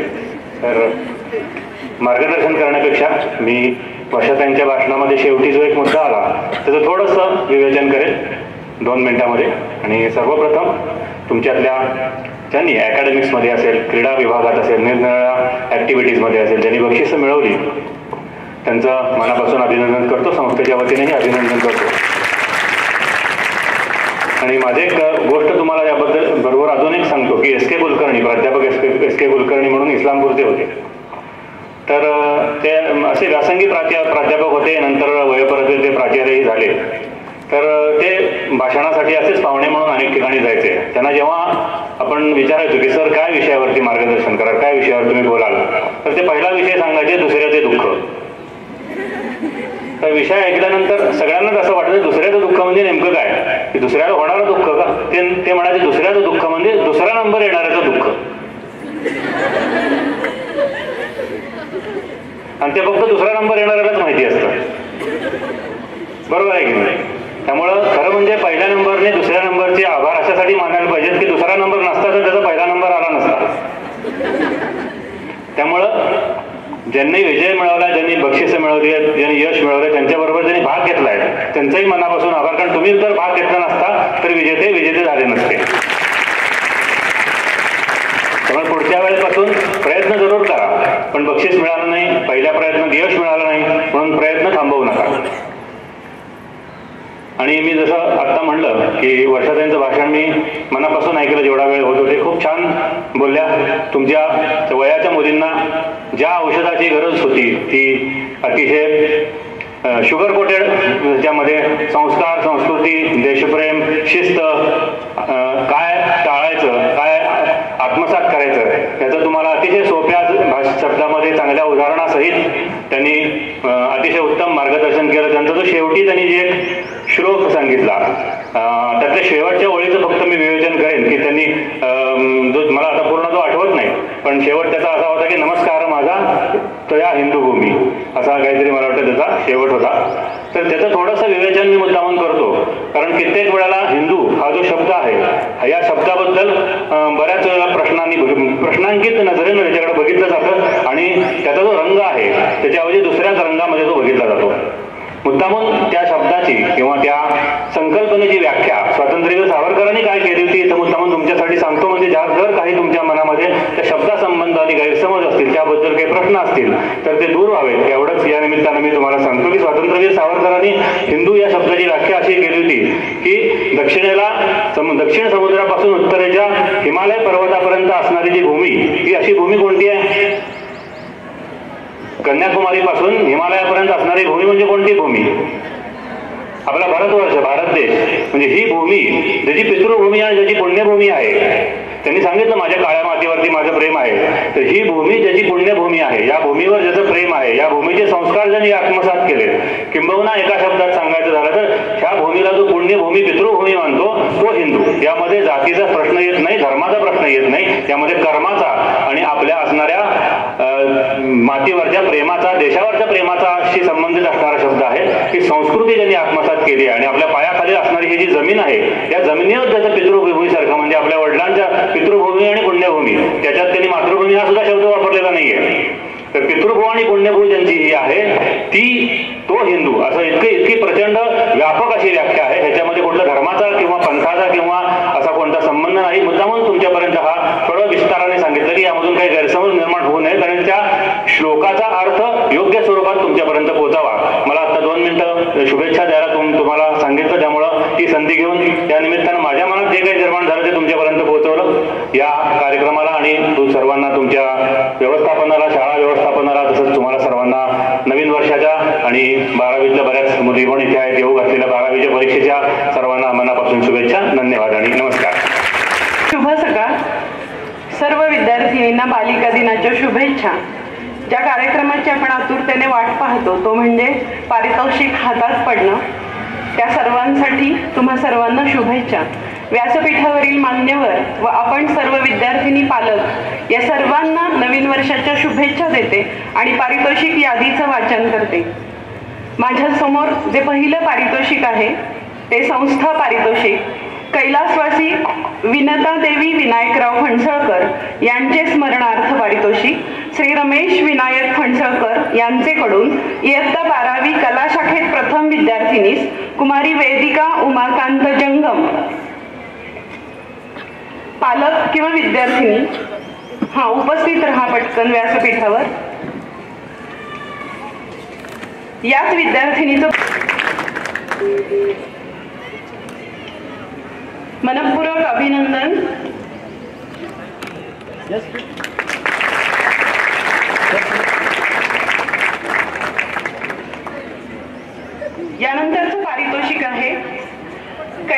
प्राध्यापिका सौ पिलाबाई बळवंत देसाई यांचे स्मरणार्थ पारितोषिक, उपप्राचार्य धनाजीराव बळवंत देसाई यांचेकडून इयत्ता 12वी राज्यशास्त्र यानंतरचे पारितोषिक आहे गयात प्रथम, तसेच विज्ञान शाखेमध्ये द्वितीय कुमार अथर्व संदीप जोशी. अभिनंदन.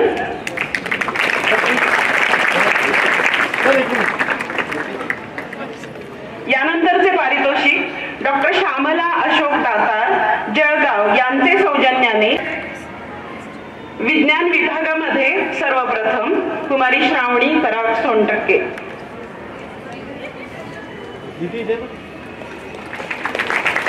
कै सरस्वती दत्तात्रय कुलकर्णी कालवडेकर यांच्या इयत्ता 12वी कला शाखेत तृतीय कुमारी सेजल दत्तात्रय काटकर.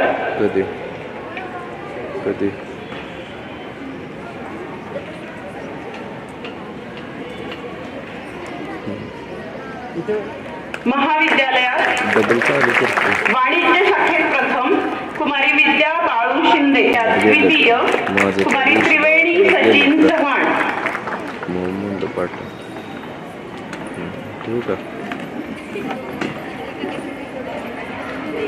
यानंतर वाणिज्य शाखा तृतीय कुमारी साक्षी संतोष माळी.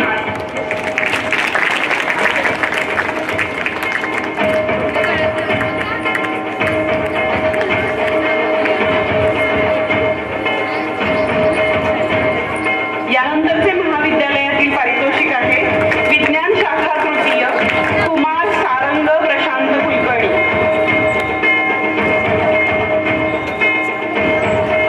संस्थेच्या पारितोषिकांचे आणि महाविद्यालयातील प्रथम येणाऱ्या, द्वितीय येणाऱ्या व तृतीय पारितोषिकांचे वितरण झालेले आहे.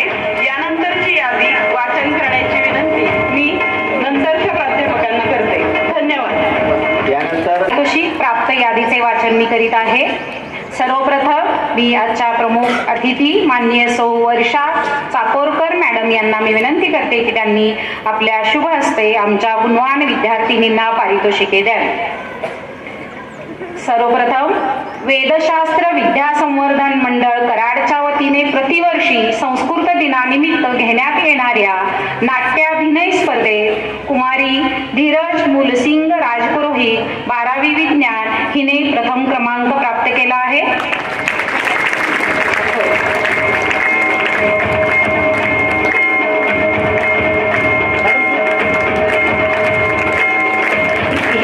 याच विद्यार्थिनीला निबंध लेखन स्पर्धेत धीरज मुलसिंग राजपुरोहित 12वी विज्ञान हिने प्रथम क्रमांक प्राप्त केला आहे संस्कृत निबंध लेखन स्पर्धेत. त्यानंतर कुमारी नामदेव पाशी 11वी विज्ञान हिने उत्तेजनार्थ क्रमांक प्राप्त केला आहे. यानंतरची पारितोषिके शिक्षण मंडळ कराडचे सचिव माननीय श्री चंद्रशेखरजी देशपांडे साहेब यांनी द्यावी अशी मी त्यांना विनंती करते. शैक्षणिक वर्ष 2023-24 टिळक हायस्कूल व कनिष्ठ महाविद्यालयातील मराठी विभागातर्फे निबंध, वक्तृत्व, काव्यवाचन व भित्तिचित्र स्पर्धा घेण्यात आल्या. या स्पर्धेतील यशस्वी विद्यार्थिनींच्या यादीचे वाचन करते. सर्वप्रथम निबंध स्पर्धा कुमारी प्रज्ञा भरत माने 11वी विज्ञान प्रथम क्रमांक.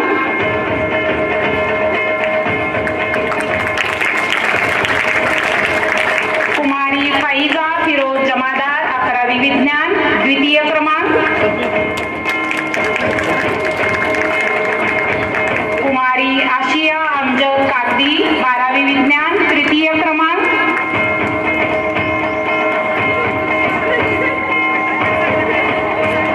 यानंतर कुमारी अनुजा भगवान ताटे 12वी क आणि कुमारी झोया दिलावर मुजावर 11वी विज्ञान या दोघी विद्यार्थिनींनी एकाच वेळी मंचावरती यायचं आहे. उत्तेजनार्थ नंबर क्रमांक प्राप्त केला आहे. जोरदार टाळ्या आपल्या मैत्रिणींसाठी वाजवाव्यात. या स्पर्धेचे परीक्षण प्राध्यापिका सौ पी.व्ही. चव्हाण यांनी केले होते. यानंतर वक्तृत्व स्पर्धा. या स्पर्धेचे परीक्षण प्राध्यापिका सौ एस.एम. विदार यांनी केले होते. कुमारी वृंदा नवीन जोशी 12वी ए प्रथम क्रमांक वक्तृत्व स्पर्धा. कुमारी ऋतुजा विश्वनाथ माने 11वी सायन्स द्वितीय क्रमांक.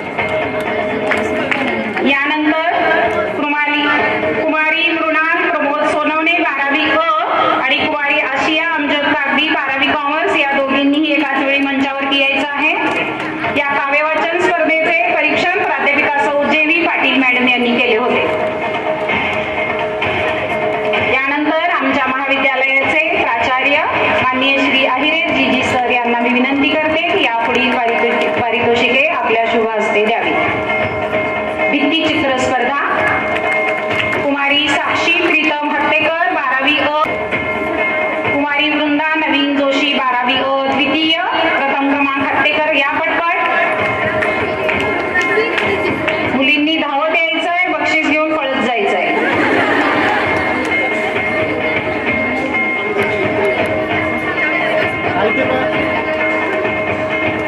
यानंतरच्या विद्यार्थिनींनी तयार व्हायचंय. कुमारी स्पर्धा मुकुंद किर्लोस्कर, आलिशा शौकत मोकाशी, समृद्धी अजय माने, कुमारी श्रावणी कृष्ण भोसले या विद्यार्थिनी एकाच वेळी मंचावर येतील.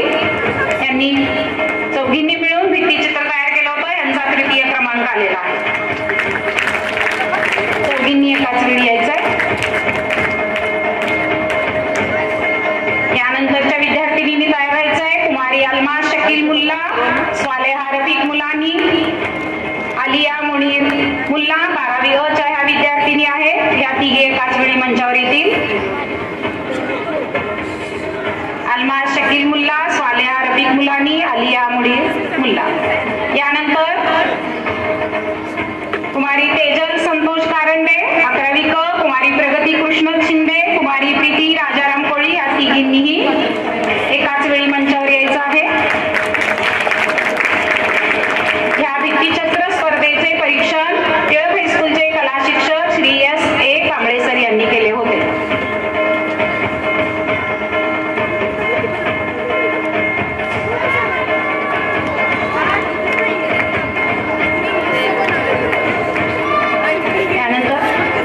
धन्यवाद सर.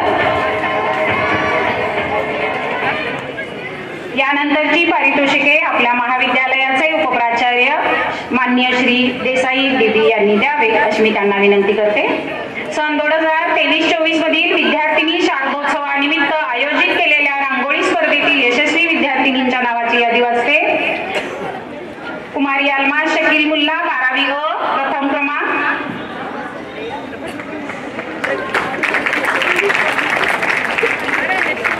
त्यानंतर द्वितीय क्रमांक विभागून देण्यात आलेला आहे. कुमारी अंजुम मोहम्मद सिराज जहागीरदार, कुमारी सानिका रामचंद्र गरुड, कुमारी सोफिया शब्बीर मुल्ला. ह्या तिघींनी एकदम एकाच वेळी मंचावरती यायचं आहे.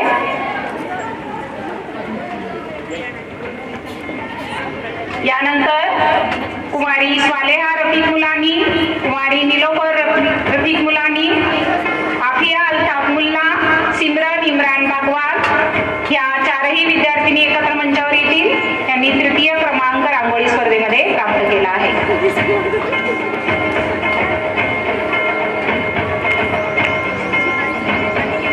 यानंतर कुमारी आर्या नरहरी सावंत, कुमारी स्नेहल संजय रायते 11वी कॉमर्स, कुमारी संचिता दत्तात्रय जगताप 11वी कॉमर्स, कुमारी साक्षी प्रीतम हत्तेकर 12वी अ ह्या चौघींनी एकाच वेळी मंचावर यायचं आहे.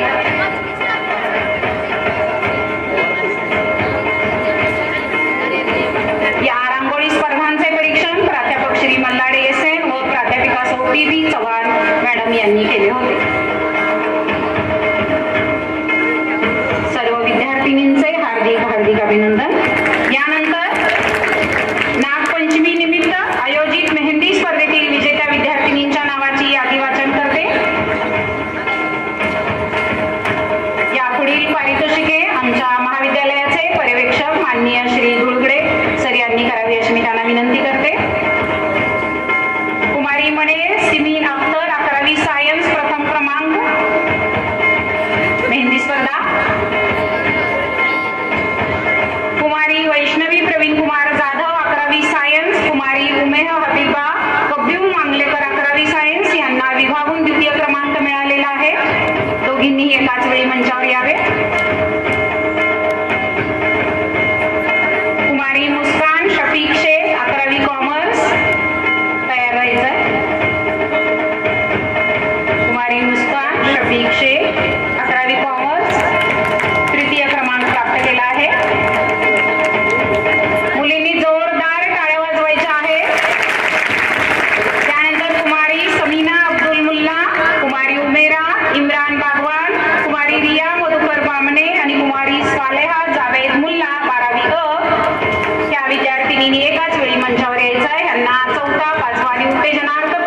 प्राप्त केलेली आहे. कुमारी समीना अब्दुल मुल्ला 11वी सायन्स, उमेरा इम्रान बागवान 11वी सायन्स, रिया मधुकर बामणे 11वी ब आणि स्वालेहा मुल्ला 12वी क.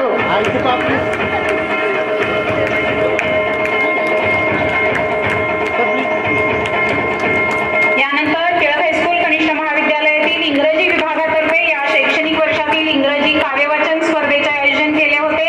त्यातील विद्यार्थिनींची नावे पुढीलप्रमाणे: कुमारी चंदना संताजी देशमुख 11वी सायन्स, प्रथम क्रमांक.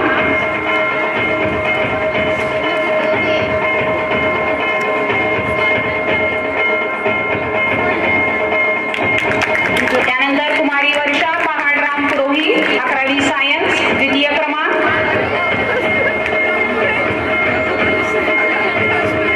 कुमारी सानिका रामचंद्र गरुड 11वी ब, तृतीय क्रमांक.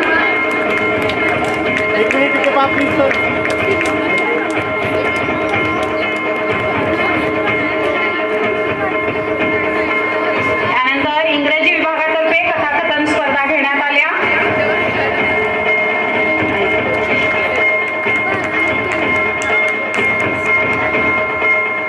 कुमारी चंदना संताजी देशमुख 11वी सायन्स, कथाकथन स्पर्धेत प्रथम क्रमांक. कुमारी मानसी सुनील सराटे 11वी कॉमर्स, द्वितीय क्रमांक. त्यानंतर कुमारी वैष्णवी प्रवीण कुमार जाधव 11वी सायन्स, तृतीय क्रमांक. यानंतरची पारितोषिके आमच्या महाविद्यालयातील यावर्षीचे कार्याध्यक्ष प्राध्यापक श्री अजित कुलकर्णी सर यांनी द्यावीत अशी मी विनंती करते. विद्यार्थिनी शारदोत्सवानिमित्त आयोजित देवी गीत गायन स्पर्धेतील पारितोषिकांचं वाचन करते. वैयक्तिक गीत गायन स्पर्धा घेण्यात आल्या. त्यातील प्रथम क्रमांक कुमारी स्वरदा मुकुंद किर्लोस्कर 11वी क.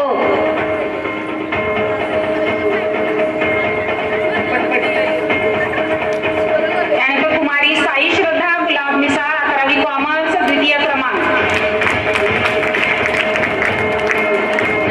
कुमारी काजल जीवन चव्हाण 12वी क, तृतीय क्रमांक. साई श्रद्धा गुलाब मिसाळ 11वी कॉमर्स, द्वितीय क्रमांक आली का? त्यानंतर काजल जीवन चव्हाण 12वी क, द्वितीय क्रमांक. कुमारी सानिका विजय शेडगे 12वी कॉमर्स, उत्तेजनार्थ. सानिका विजय शेडगे 12वी कॉमर्स, उत्तेजनार्थ. त्यानंतर समूह देवी गीत गायन स्पर्धा. समूहातील एका विद्यार्थिनीचं नाव घेते. तिने समोर येऊन आपला मंच स्वीकारायचा आहे, प्रमाणपत्र स्वीकारायचे आहे. 11वी अ कुमारी तृप्ती उमेश पवार, प्रथम क्रमांक. गीताचे बोल होते दुर्गे दुर्गटवारी. 20 विद्यार्थिनींचा समूह होता.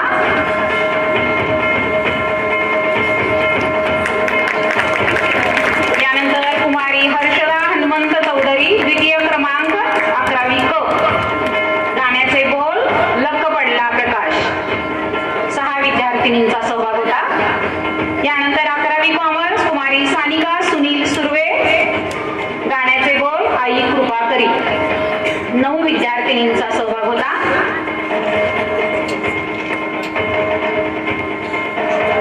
धन्यवाद सर. यानंतर आजच्या प्रमुख अतिथी माननीय सौ वर्षा चाकोरकर मॅडम यांना मी विनंती करते की त्यांनी यापुढील पारितोषिके द्यावी. वार्षिक स्नेह संमेलनानिमित्त गृहशास्त्र विभागाने खाद्य महोत्सव म्हणजेच फूड स्टॉल स्पर्धेचे आयोजन केले होते. त्यातील पारितोषिके प्रथम क्रमांक विभागून दिलेला आहे. कुमारी मुलानी स्वालेहा रफिक 12वी अ, हिने गावरान वडी करून आणलेली होती. त्यानंतर कुमारी शेडगे सानिका विजय 12वी कॉमर्स, हिने शंख सामोसे बनवून आणले होते. ह्या दोघीही एकाच वेळी मंचावर येतील.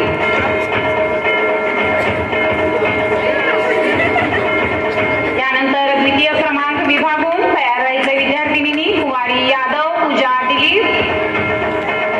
टाळ्या बंद झाल्या. टाळ्या. यादव पूजा दिलीप 11वी अ, शेंगदाणा चिक्की. कुमारी देसाई वंशिका किशोर इयत्ता 11वी सायन्स, तिळाची वडी, यांनाही द्वितीय क्रमांक विभागून देण्यात आला आहे. तृतीय क्रमांक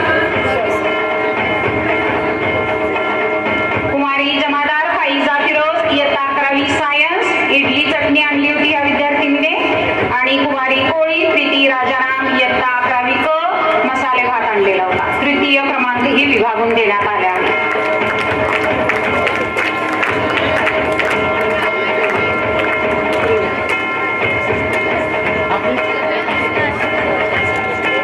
यानंतर कुमारी शेख मुस्कान शफीक 11वी कॉमर्स, कुमारी कुलकर्णी संस्कृती मकरंद 11वी क.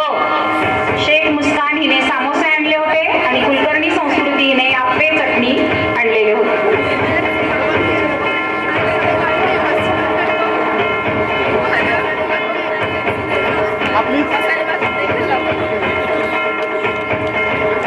सर्व मान्यवरांचे खूप खूप धन्यवाद.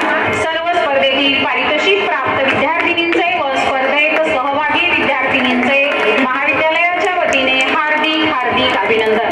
मला संयोजकांनी पारितोषिक यादीचे वाचन करण्याची संधी दिली त्याबद्दल आभार व्यक्त करते आणि थांबते. धन्यवाद. धन्यवाद मॅडम. यानंतर 11वी खो खो मध्ये द्वितीय क्रमांक वाणिज्य विभाग सबाहत साहेबान फिरजादे साई सज्जा गुलाब मिसाळ यांनी पुढे यायचं.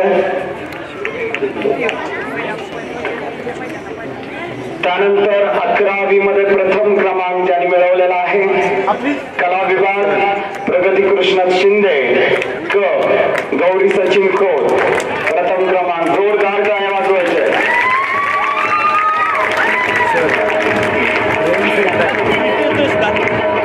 कबड्डीमध्ये द्वितीय क्रमांक कला ए स्वर्धा मुकुंद किर्लोस्कर त्रिशला सुंदर गोसावी 11वी कबड्डी द्वितीय क्रमांक.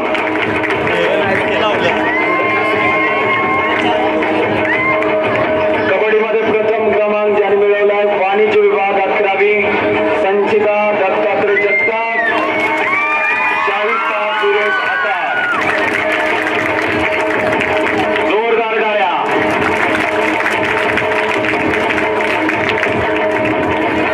रस्तिकेच मध्ये द्वितीय क्रमांक ज्यांनी मिळवलेला आहे निसरा आसिफ बागवान नाच रज्जाक सुतार वाणिज्य विभाग.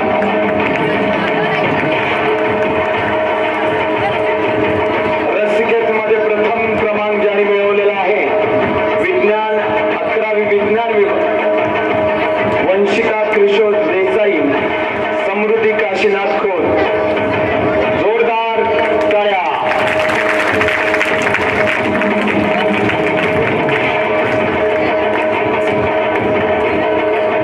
व्हॉलीबॉल स्पर्धेमध्ये वाणिज्य विभाग मसिरा आसिफ बागवान प्रगती संभाजी साठे यांच्या ग्रुपने वाणिज्य विभागाने द्वितीय क्रमांक मिळवलेला आहे. जोरदार टाळ्या. व्हॉलीबॉल प्रथम क्रमांक 11वी विज्ञान खुशबू जहांगीर मुल्ला वंशिका किशोर देसाई यांच्या ग्रुपने प्रथम क्रमांक मिळवलेला आहे. जोरदार टाळ्यांनी आपण त्यांचं काय करायचं आहे स्वागत. रनिंग मध्ये वैयक्तिक स्पर्धेमध्ये 100 मीटर 12वी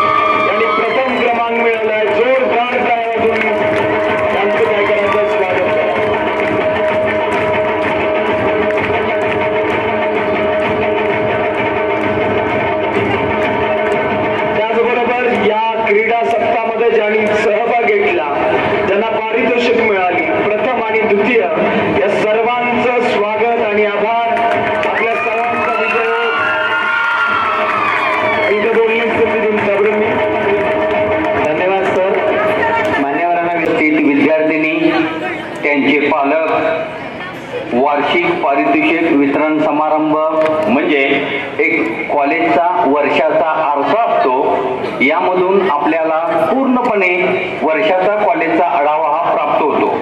अशा या वर्षातील अतिशय प्रमुख महत्त्वाच्या कार्यक्रमासाठी आपल्याला प्रमुख पाहुणे म्हणून माननीय सौ वर्षाताई चापोरकर, राष्ट्र सेविका समिती प्रांत सहबौद्धिक प्रमुख या प्राप्त झाल्या।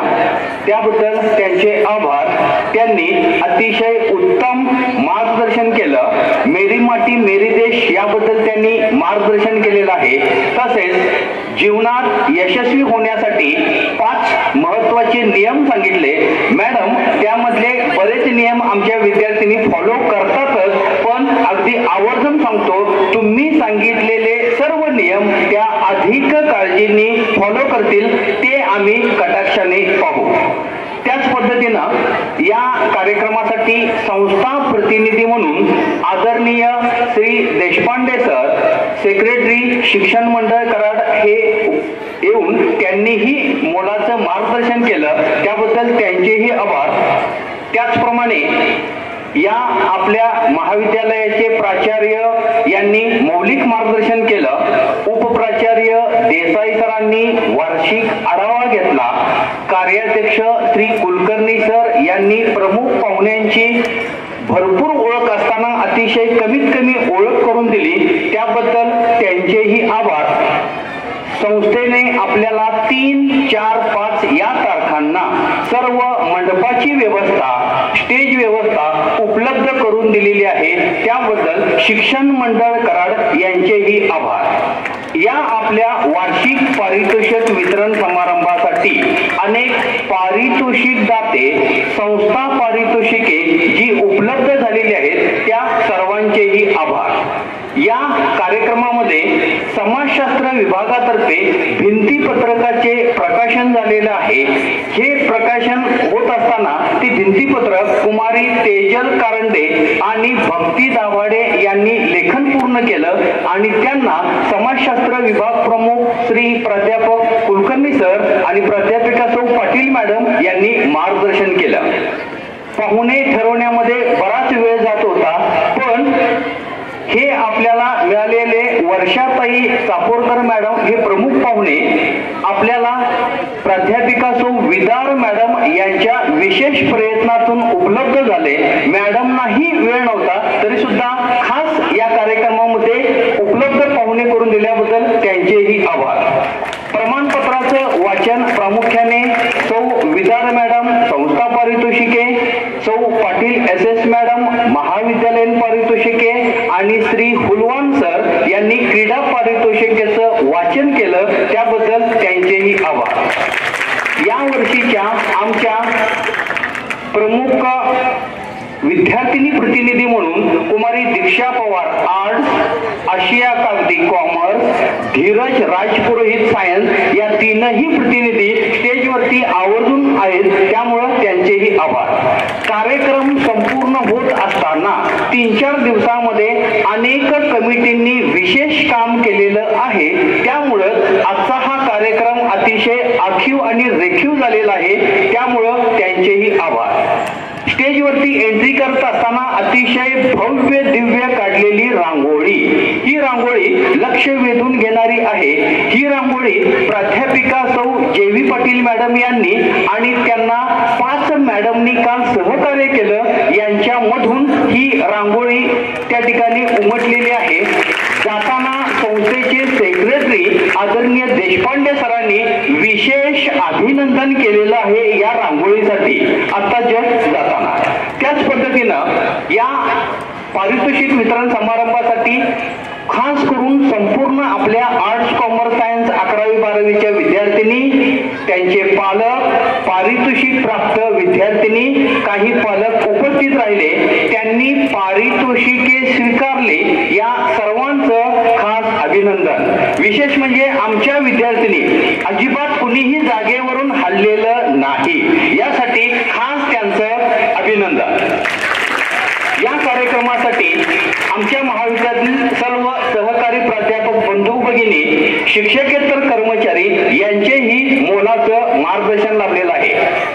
Photographer Shri Deshpande Sai photo studio Karad, video shooting press reporter Shri Vikas Botle यांचेही विशेष आभार. सूत्रसंचालन म्हणून मराठी विभाग प्रमुख प्राध्यापक जोशी सर नेहमीच काम बजावतात, तसंच उत्तम काम त्यांनी बजावलेलं आहे, त्याबद्दल जोशी सरांचेही आभार. स्टेज व्यवस्था करणारे श्री नांगरे, श्रीमती पवार, श्री गाडे यांचेही आभार. पूर्णपणे लाईट व्यवस्था श्री मोहिते आणि साऊंड सिस्टीम श्री मस्के यांनी आम्हाला सहकार्य दिलेलं आहे. उद्या सुद्धा पूर्ण त्या ठिकाणी हे उपलब्ध राहणार आहेत, त्याबद्दल त्यांचेही आभार. संस्थेतून प्रतिनिधी म्हणून श्री ऋषिकेश करमळकर यांनी सर्व साहित्य एक फोन केला की 15 मिनिटांमध्ये आम्हाला उपलब्ध करून दिलेलं आहे, त्याबद्दल त्यांचेही आभार. टिळक हायस्कूलचे श्री एस कांबळे सर कला शिक्षक आहेत. कोणताही फलक लेखन बोर्ड लेखन असेल तर ते लिहिण्यासाठी आम्हाला अतिशय नेहमीच मार्गदर्शन करतात, नेहमीच उपलब्ध असतात, त्याबद्दल त्यांचेही आभार. कोणाचा चुकून नामोल्लेख राहिला असेल त्यांचेही आभार व या ठिकाणी हा कार्यक्रम संपला असे मी जाहीर करतो. धन्यवाद. फोटो सेशन साठी सर्व सहकारी प्राध्यापक प्राध्यापिका यांनी लगेच स्टेजवरती यायचं आहे. हॅलो सर, झालं इथलं कॅमेरा स्टँड आणि हे सगळं घर नेऊन देतो. इथं कुठं ठेवू नको. हो लास्टचं 1-2-3 त्यांचं सेशन फोटो सेशन करतो.